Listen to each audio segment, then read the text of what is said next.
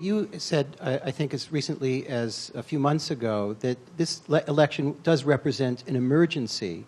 How would you define the nature of the emergency? Well, it's an emergency in terms of our lives, in terms of the way we live, in terms of the way we understand certain populations, in terms of their mobility, what they can and cannot. We saw that with the immigration bans. So there is a real emergency. There was an emergency before the election, and now there is an emergency going in every direction. And so it's not that I don't think as an American citizen we don't have things to do. We do.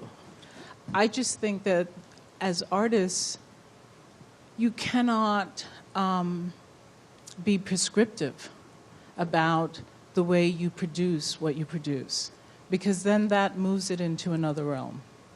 I think that we are in the world.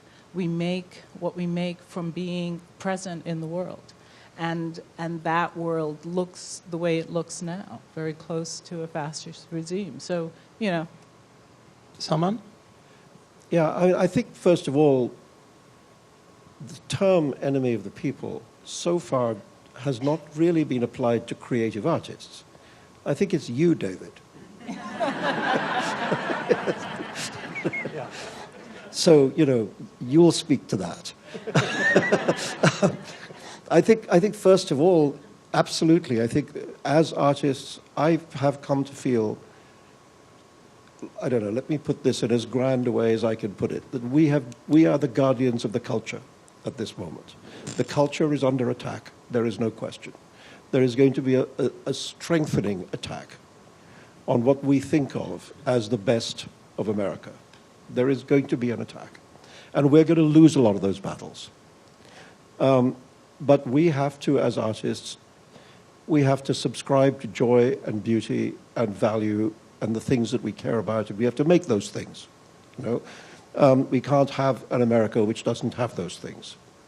So, as artists, that. But I do think that there is going to be an attack on the First Amendment. It's already started. And somebody like me who's been living here for almost 20 years and relatively recently a citizen, an immigrant, which I'm sure that subject will come up,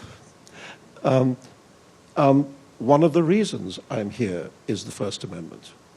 One of the things that I value about America is the thing enshrined in the First Amendment. We have now a president who appears to be very fond of the Second Amendment, less fond of the one that comes before it. And I think that attack we are going to have to defend with everything we've got.